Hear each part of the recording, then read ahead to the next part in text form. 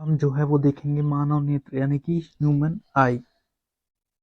First question है, किसी व्यक्ति के निकट दृष्टि दोष को सुधारने हेतु किस लेंस का प्रयोग किया जाता है? तो देखो, निकट निकट दृष्टि दोष तो कौन सा? अभिसारी लेंस की अपसारी लेंस? कौन सा, अभिसारी होगा या तो अपसारी होगा? कौन सा होगा? निकट दृष्टि दोष यानी कि निकट की तो दिख रही है स्पष्ट रूप से, पर लेकिन दूर की नहीं दिख रही है। निकट दृष्टि दोष मतलब यही होता है कि निकट की जो हमें वस्तु है वो अच्छे से दिख रही है, पर लेकिन दूर की जो है वो अच्छे से नहीं दिख रही है। तो कौन सा होगा? अपसारी लेंस यानी कि अवतल अवतल लेंस, ठीक है ना। निकट दृष्टि दोष में निकट दृष्टि दोष में वस्तु का प्रतिबिंब रेटिना पर ना बनकर रेटिना के पहले बन जाता है, अतः पास की वस्तु को तो साफ, परंतु दूर की वस्तुएं जो होती है धुंधली दिखाई पड़ देती हैं। इस दोष को दूर करने के लिए अवतल लेंस या फिर अपसारी लेंस का प्रयोग किया जाता है। अगला क्वेश्चन है, लेंस का उपयोग निकट दृष्टि दोष यानी कि मायोपिया से पीड़ित लोगों द्वारा किया जाता है। निकट दृष्टि दोष अभी हम पढ़ चुके हैं कि अवतल लेंस का प्रयोग किया जाता है। अवतल लेंस का उपयोग निकट दृष्टि दोष यानी कि मायोपिया से पीड़ित लोगों द्वारा किया जाता है। निकट दृष्टि दोष से पीड़ित व्यक्ति को निकट की वस्तु तो दिखाई देती है, पर लेकिन दूर की वस्तु स्पष्ट नहीं दिखाई देती।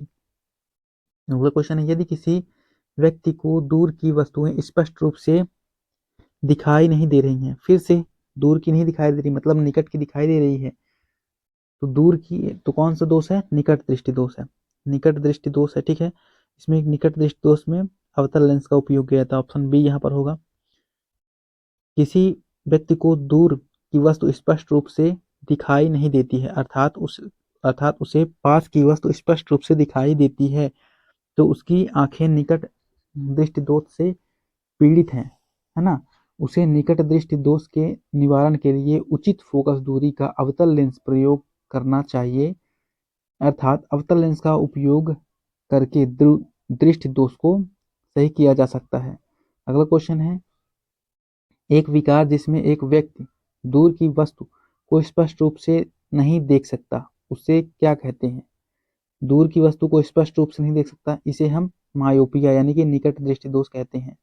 निकट दृष्टि दोष देखो, निकट दृष्टि दोष या मायोपिया, इस रोग से ग्रसित व्यक्ति नजदीक की वस्तु को देख लेता है परंतु दूर की वस्तु को नहीं देख पाता है। इसे निवारण के लिए अवतल लेंस का उपयोग किया जाता है। अब देखते हैं दूर दृष्टि दोष, इसे हाइपरमेट्रोपिया कहते हैं। इस रोग से ग्रसित व्यक्ति को दूर की वस्तुएं दिखाई पड़ती हैं, निकट की वस्तुएं नहीं दिखाई नहीं पड़ती हैं। इसके निवारण के लिए उत्तल लेंस का प्रयोग किया जाता है। हाइपरमेट्रोपिया से पीड़ित लोगों द्वारा डैश लेंस का उपयोग किया जाता है, तो हमने भी देखा उत्तल लेंस का प्रयोग किया जाता है। हाइपरमेट्रोपिया से पीड़ित लोगों द्वारा उत्तल लेंस का प्रयोग किया जाता है। देखो, हाइपरमेट्रोपिया जिसे हम दूर दृष्टि दोष कहते हैं, इसके निवारण क्या होता है? उत्तल लेंस। मायोपिया जिसे हम निकट दृष्टि दोष कहते हैं, इसके लिए अवतल लेंस का प्रयोग किया जाता है। प्रेस बायोपिया जिसे हम जरा दृष्टि दोष कहते हैं, इसके लिए द्विफोकस लेंस का उपयोग किया जाता है। अबिंदुकता जिसे हम दृष्टि वैषम्य कहते हैं, इसके लिए बेलनाकार लेंस का उपयोग किया जाता है। अगला क्वेश्चन, निकट दृष्टि दोष। निकट दृष्टि दोष जिसे हम क्या कहते हैं? मायोपिया भी कहा जाता है। निकट दृष्टि दोष को चिकित्सीय भाषा में मायोपिया कहते हैं।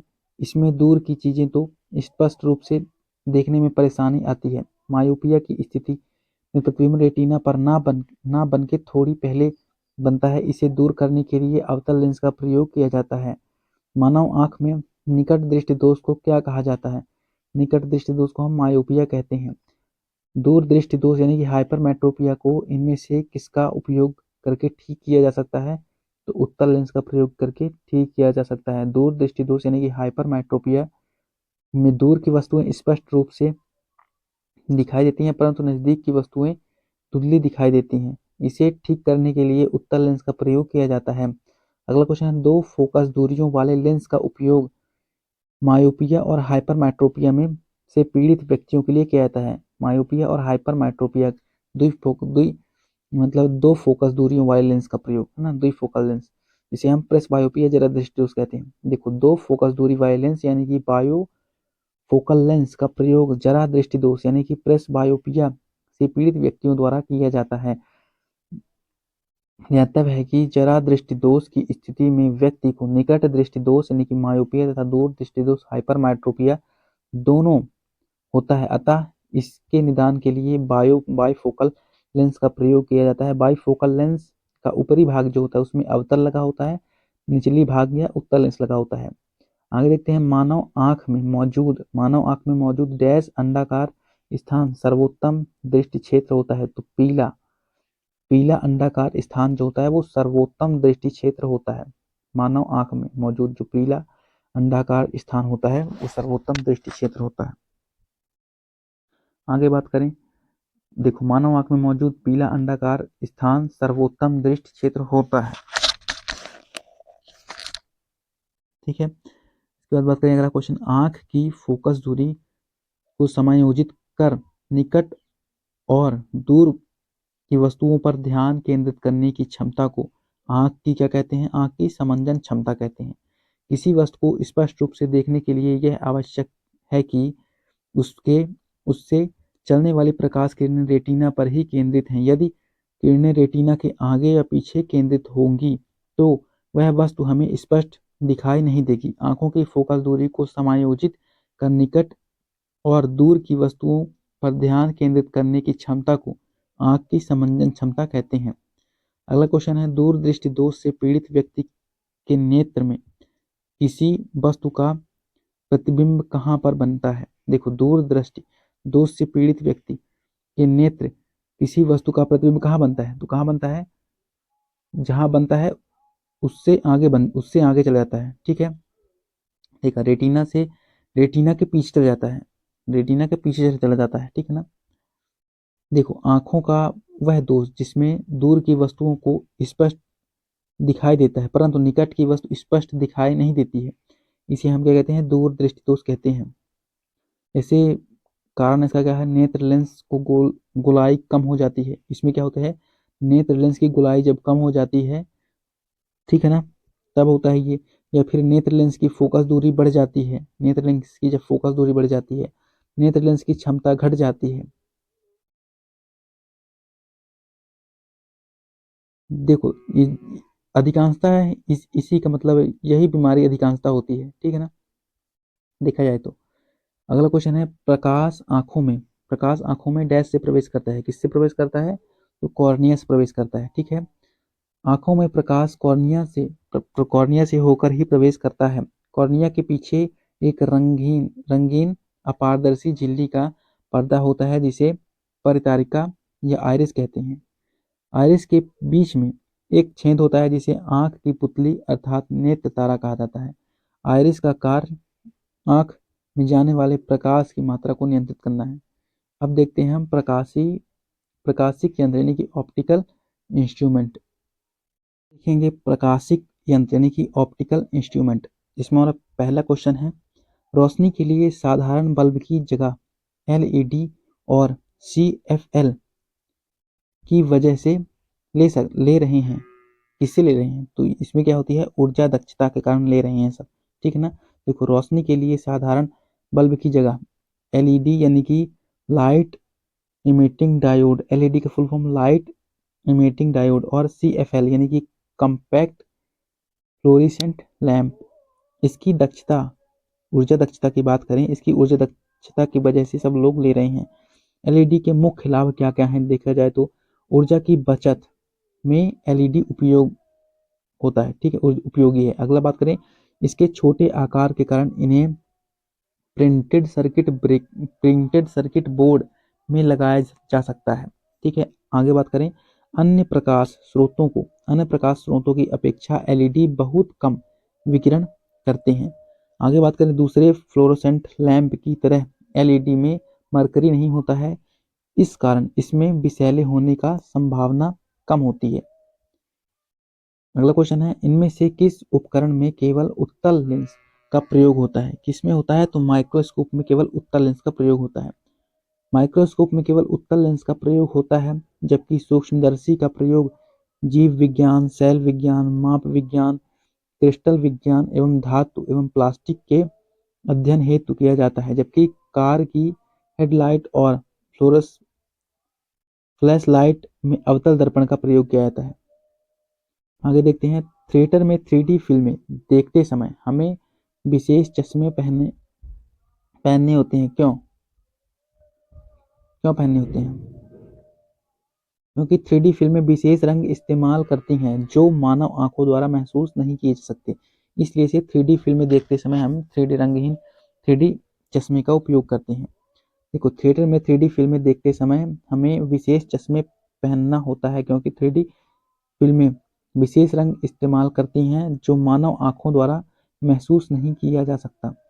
आगे है पेरिस्कोप में इनमें से किसका प्रयोग किया जाता है? पेरिस्कोप में साधारण शीशा का प्रयोग किया जाता है। पेरिस्कोप एक प्रकाशिक यंत्र है जिसके द्वारा प्रक्षेप छिपा रहकर भी अपने चारों ओर के वातावरण को देख सकता है।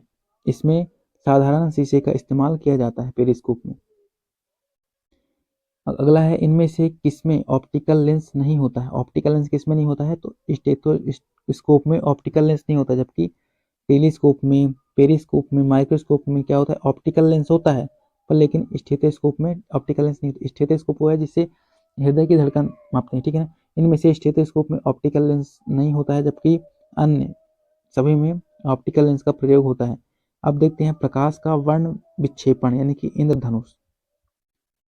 त्रिकोणीय प्रिज्म के माध्यम से प्रकाश के वर्ण विक्षेपण के दौरान श्वेत प्रकाश डैश रंगों में पट्टियों में विभाजित हो जाता है। कितने?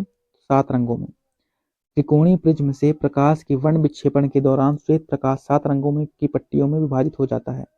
अगला क्वेश्चन है, एक त्रिभुजाकार कांच के प्रिज्म के माध्यम से अपवर्तित होने वाली प्रकाश किरण के लिए विचलन कोण के बीच का कोण होता है। क्या होता है?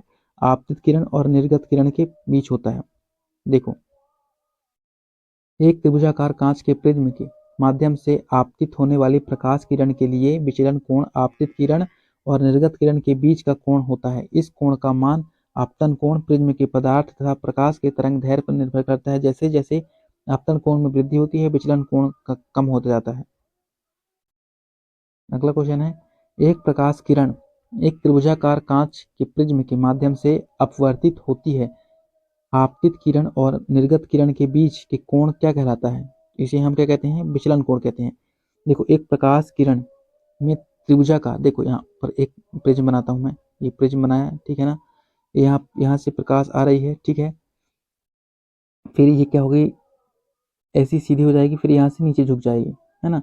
ये 7 रंगों में से विभक्त हो जाएगा। तो देखो, यहाँ से एक आभासी रूप से जाएगा और यहाँ से एक आभासी रूप से जाएगा, ठीक है ना। तो ये जो कोण बन रहा है ना, ये इसी कोण को हम क्या बोलते हैं? विचलन कोण यानी कि डेविएशन एंगल। और ये जो कोण है इसे हम प्रिज्म एंगल बोलते हैं। ये यहाँ पर ये पूछ रहा है, यही पूछ रहा है। देखो, एक प्रकाश किरण एक त्रिभुजाकार कांच के प्रिज्म के माध्यम से अपवर्तित होती है। आपतित किरण, देखो ये आपतित किरण है, आपतित किरण है ये वाली, ठीक है ना। ये क्या है? आपतित किरण है ये वाली, ठीक है। ये आपतित किरण और निर्गत किरण, ये क्या है? निर्गत किरण। अब देखो, आपतित किरण निर्गत किरण यहाँ पर आभासी रूप से मिलती हैं, तो ये जो कोण बन रहा है ये वाला, ठीक है, के बीच बनने कोण क्या कहते हैं? तो इसे हम विचलन कोण डेविएशन एंगल कहते हैं, ठीक है। प्रिज्म पर आपतित किरण अपवर्तन के कारण आधार की ओर झुक कर बाहर निर्गत होता है। आपतित किरण और निर्गत किरण के मध्य कोण ही विचलन कोण कहलाता है। श्वेत प्रकाश बैंगनी रंग के प्रकाश के लिए विचलन अधिकतम होता है और लाल रंग के प्रकाश के लिए न्यूनतम होता है। आगे बात करें, अगला क्वेश्चन, सूर्य के प्रकाश का इंद्रधनुष के विभिन्न रंगों में विभक्त होना क्या कहलाता है? इसे हम कहते हैं प्रकाश का वर्ण विक्षेपण। प्रकाश के वर्ण विक्षेपण के द्वारा ही इंद्रधनुष में हमें रंग जो है बिखर जाते हैं। जब सूर्य का श्वेत प्रकाश प्रिज्म से होकर गुजरता है तो वह अपवर्तन के पश्चात प्रिज्म के आधार की ओर झुकने के साथ साथ विभिन्न 7 रंगों के प्रकाश में बढ़ जाता है। इस प्रकार से प्राप्त रंगों के समूह को वर्णक्रम कहते हैं तथा श्वेत प्रकाश को अपने अवयवी रंगों के प्रकाश में विभक्त होने की क्रिया को वर्ण विक्षेपण कहते हैं। सूर्य के प्रकाश से प्राप्त रंगों में बैंगनी रंग के प्रकाश का विक्षेपण सबसे अधिक एवं लाल रंग के विक्षेपण सबसे कम होता है। इस प्रकार सूर्य के प्रकाश का इंद्रधनुष के विभिन्न रंगों में विभक्त होना प्रकाश का वर्ण विक्षेपण कहलाता है। अगला क्वेश्चन है, यह पाया गया है कि किसी कांच के प्रिज्म द्वारा श्वेत प्रकाश के वर्ण विक्षेपण के दौरान कोई रंग घटक जिनका जितना अधिक मुड़ता है, उस रंग घटक के लिए कांच का अपवर्तनांक उतना ही अधिक होता है। बिल्कुल सही कह रहा है।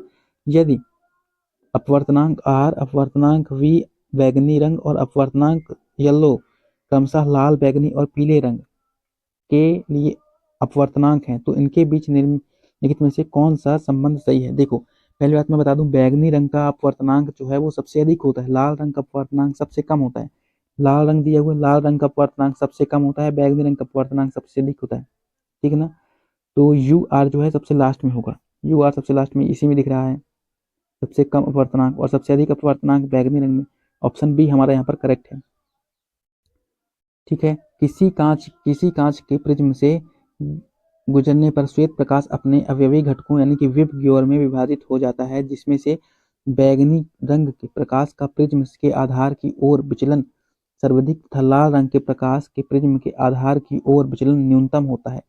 श्वेत प्रकाश के घटक जो है रंगों में बैगनी रंग के प्रकाश का अपवर्तनांक सबसे अधिक और लाल रंग के प्रकाश का अपवर्तनांक न्यूनतम होता है। इस प्रकार हम बात करें तो यहाँ पर हमारे विप ग्योर के क्रम के अनुसार हम कहेंगे बैगनी रंग, फिर येलो रंग, फिर लाल रंग का सबसे कम अपवर्तनांक होगा। अगला क्वेश्चन है, श्वेत प्रकाश का कांच के प्रिज्म में प्रवेश करते ही 7 घटकों में विभाजित होना क्या कहलाता है। प्रकाश का वर्ण विक्षेपण कहलाता है। आगे देखते हैं। देखो, श्वेत प्रकाश का कांच के प्रिज्म में प्रवेश करते ही 7 घटक रंगों में प्रकाश के विभाजित होना प्रकाश का वर्ण विक्षेपण कहलाता है। जब प्रकाश किसी ऐसे माध्यम से गुजरता है जिसमें धूल आदि के कण तथा अन्य पदार्थों के सूक्ष्म कण उपस्थित हों, तो इनके द्वारा प्रकाश सभी दिशाओं में प्रसारित हो जाता है, जिसे प्रकाश का प्रकीर्णन कहते हैं। अगला है, प्रिज्म द्वारा इनमें से किस रंग की प्रकाश किरण का विचलन अधिकतम होता है। तो बैगनी रंग का विचलन सबसे अधिक होता है, लाल रंग का सबसे कम होता है। प्रिज्म द्वारा बैगनी रंग की प्रकाश किरण का विचलन अधिकतम होता है और लाल रंग के लिए न्यूनतम होता है। जब एक प्रकाश की किरण को प्रिज्म से गुजारा जाता है तो वह अपने संघटक रंगों में विभाजित हो जाती है। इस घटना को प्रकाश का वर्ण विक्षेपण कहते हैं। अगला क्वेश्चन है, एक श्वेत प्रकाश पुंज किसी त्रिभुजाकार कांच के प्रिज्म के माध्यम से वर्ण विक्षेपण होकर 7 रंगों में विभाजित हो रहा है, पट्टिका निर्मित करता है। इसमें कौन सा कथन सही है। देखो, लाल रंग घटक का अपवर्तनांक न्यूनतम, बिल्कुल सही, न्यूनतम होता है। बैगनी रंग घटक का विचलन न्यूनतम नहीं, विचलन अधिकतम होगा। कांच में श्वेत प्रकाश के सभी घटकों की चाल समान होती है, नहीं, सबकी अलग अलग चाल होती है। सबसे अधिक चाल किसकी होती है, लाल रंग की सर्वाधिक चाल होती है। सबसे कम चाल बैगनी रंग की होती है। ऑप्शन हमारा यहाँ पर केवल ए क्या कह रहा है, सही, कौन सा कथन सही है, केवल ए नंबर हमारा जो है वो करेक्ट है। एक श्वेत प्रकाश पुंज के त्रिभुजाकार प्रिज्म से होकर वर्ण विक्षेपण होने पर यह 7 रंगों में विभाजित हो जाता है, जिसमें लाल रंग घटक का अपवर्तनांक न्यूनतम होता है, जिससे इसका सबसे कम मुड़ता है। जिस रंग के प्रकाश का तरंगदैर्घ्य जितना अधिक होगा, विचलन उतना ही कम होगा, अतः कथन ए सही है। बैगनी रंग के प्रकाश की तरंगदैर्घ्य न्यूनतम होती है, इसका विचलन अधिकतम होता है। प्रिज्म में श्वेत प्रकाश के सभी घटकों की चाल अलग अलग होती है। ठीक है। अगला क्वेश्चन है, जब श्वेत प्रकाश की पतली किरण को प्रिज्म से गुजारा जाता है तो क्या होता है, वर्ण विक्षेपण। जब श्वेत प्रकाश की पतली किरण को प्रिज्म से गुजारा जाता है तो प्रकाश वर्ण विक्षेपित होता है। सूर्य के प्रकाश से प्राप्त रंगों में बैगनी रंग का विक्षेपण सबसे अधिक एवं लाल रंग का विक्षेपण सबसे कम होता है। अगला क्वेश्चन है, रंग का विचलन कोण सबसे कम होता है। तो लाल रंग का सबसे कम विचलन होता है। लाल रंग का विचलन कोण सबसे कम होता है। लाल रंग को रक्त वर्ण भी कहा जाता है। इसकी तरंगदैर्घ्य लगभग 625 से 740 नैनोमीटर तक होती है। अगला क्वेश्चन देखते हैं, सूरज की रोशनी को उसके संघटक रंगों में कौन विभाजित करता है? कौन प्रिज्म विभाजित करता है 7 रंगों में? देखो, प्रिज्म सूर्य की रोशनी को उसके संघटक रंगों में विभाजित करता है। जब प्रकाश की किरण एक माध्यम से दूसरे माध्यम में प्रवेश करती है तो अपने पथ में विचलित हो जाती है, इसे अपवर्तन कहते हैं। अपवर्तन के नियम के अनुसार देखें तो आपतित किरण, अभिलंब और अपवर्तित किरण तीनों एक ही समतल में स्थिर रहते हैं। आगे बात करें, किन्हीं दो माध्यमों के लिए आपतन कोण की ज्या तथा अपवर्तन कोण की ज्या का अनुपात एक नियत होता है। आगे बात करें, किसी माध्यम का अपवर्तनांक भिन्न भिन्न रंगों के प्रकाश के लिए भिन्न भिन्न होता है तथा तरंग दैर्घ्य बढ़ने के साथ अपवर्तनांक का मान कम हो जाता है। अतः लाल रंग का अपवर्तनांक सबसे कम तथा बैंगनी रंग का अपवर्तनांक सबसे अधिक होता है। प्रिज्म क्या कहलाता है? प्रिज्म की बात करें तो यह उसे उसके जरिए गुजरने वाले प्रकाश का तितिर बितिर करना, ठीक है ना। प्रिज्म अपने जरिए गुजरने वाले प्रकाश की तितिर बितिर करता है। प्रिज्म का उपयोग की बात करें तो प्रकाश को उसके संघटक वर्णक्रम रंगों यानी कि इंद्रधनुष के रंग बैगनी, आसमानी, नीला, हरा, पीला, नारंगी, लाल में तोड़ने के लिए किया जा सकता है। प्रकाश के परावर्तन अथवा प्रकाश के विभिन्न ध्रुवीकरण वाले संघटकों के विभाजित करने के लिए भी इस्तेमाल किया जाता है। आगे बात करें, वर्णक्रम के कौन से दो रंग इनमें इसके दोनों सिरों का निर्माण करते हैं? तो कौन सा? बैगनी और लाल रंग। सबसे ऊपर बैगनी होता है, सबसे नीचे लाल रंग होता है, ठीक है ना।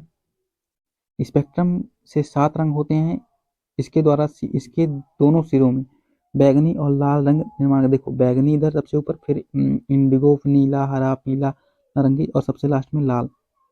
अगला क्वेश्चन है, जल की बूंदों से डैश होकर इंद्रधनुष बनता है। जल की बूंदों से प्रकाश क्या होता है? प्रकाश का अपवर्तन, प्रतिबिंबन एवं अपवर्तन के कारण, ठीक है ना।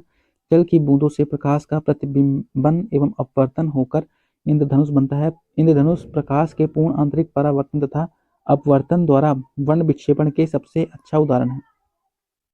अगला क्वेश्चन है, श्वेत प्रकाश के 7 रंगों में से कौन सा कांच के प्रिज्म द्वारा प्रकाश के परिक्षेपण के बाद सबसे कम विचलित होगा? तो लाल रंग जो है सबसे कम विचलित होगा, बैगनी रंग सबसे अधिक विचलित होगा। श्वेत प्रकाश के 7 रंगों में से लाल रंग कांच के प्रिज्म द्वारा प्रकाश के परिक्षेपण के बाद सबसे कम विचलित होगा। अगला क्वेश्चन है, श्वेत प्रकाश के निम्न में से किस रंग की तरंग दैर्घ्य उच्चतम होती है? तो इसकी लाल रंग की तरंग दैर्घ्य उच्चतम होती है। कितनी होती है? 6563 एंगस्ट्रॉम सबसे अधिक, और सबसे कम आवृत्ति लाल रंग की होती है। अगला क्वेश्चन है, जब श्वेत प्रकाश जो 7 रंगों का मिश्रण है कांच के प्रिज्म से होकर गुजरता है तो उसका परिक्षेपण क्या होता है? तो उसका परिक्षेपण क्या होता है? उसका परिक्षेपण, इस श्वेत प्रकाश के 7 रंग कांच के प्रिज्म से अलग अलग चाल से गुजरते हैं। श्वेत प्रकाश जब कांच के प्रिज्म से होकर गुजरता है तो वह अपवर्तन के पश्चात 7 रंगों में में बढ़ जाता है। इस परिघटना को वर्ण विक्षेपण तथा प्राप्त 7 रंगों में समूह को वर्णक्रम कहते हैं। वर्ण विक्षेपण किसी पारदर्शी पदार्थ में भिन्न भिन्न रंगों के प्रकाश की भिन्न भिन्न चाल होने के कारण होती है। जब प्रकाश प्रिज्म से गुजरता है तो कौन सा रंग सबसे अधिक विपथित होता है? तो लाल रंग जो है सबसे अधिक विपरीत होता है, यानी कि लाल रंग का विचलन नहीं होता है। जब सूर्य का प्रकाश प्रिज्म से होकर गुजरता है तो वह अपवर्तन के पश्चात प्रिज्म के आधार की ओर झुकने के साथ साथ विभिन्न रंगों के प्रकाश में बढ़ जाता है। श्वेत प्रकाश के अपने अवयवी रंगों में विभक्त होने की क्रिया को वर्ण विक्षेपण कहते हैं। प्रकाश के लाल रंग की तरंग दैर्घ्य अधिकतम एवं बैगनी रंग की तरंग दैर्घ्य न्यूनतम होती है, अतः लाल रंग के विक्षेपण विपथन सबसे कम और बैगनी रंग का सबसे अधिक होता है। अगला क्वेश्चन है और लास्ट क्वेश्चन है, हमारा लाइट चैप्टर का लास्ट क्वेश्चन है और सबसे अंतिम क्वेश्चन क्या है? प्रकाश को प्रिज्म से गुजारकर स्पेक्ट्रम प्राप्त करने वाले पहले व्यक्ति कौन थे? पहले व्यक्ति कौन थे? आइजैक न्यूटन थे। प्रकाश को प्रिज्म से गुजारकर स्पेक्ट्रम प्राप्त करने वाले पहले व्यक्ति आइजैक न्यूटन थे। जब श्वेत प्रकाश की किरण को प्रिज्म से गुजारा जाता है तो वे 7 रंगों में विभाजित हो जाती है। क्योंकि सभी रंग की तरंग दैर्घ्य अलग अलग होती है, इस बात को बताने वाले पहले व्यक्ति आइजैक न्यूटन थे। बैगनी रंग की तरंग दैर्घ्य सबसे कम होती है और ये सबसे अधिक विचलित होता है। आकाश में श्वेत प्रकाश के बैगनी व नीले रंग के अधिक प्रकीर्णन के कारण आकाश क्या दिखाई देता है? नीला दिखाई देता है। तो यहाँ पर हमारा जो है वो लाइट चैप्टर समाप्त होता है पूरी तरह से। अब जो हम आगे बढ़ेंगे अगला चैप्टर वो हमारा इलेक्ट्रिसिटी यानी कि विद्युत होगा।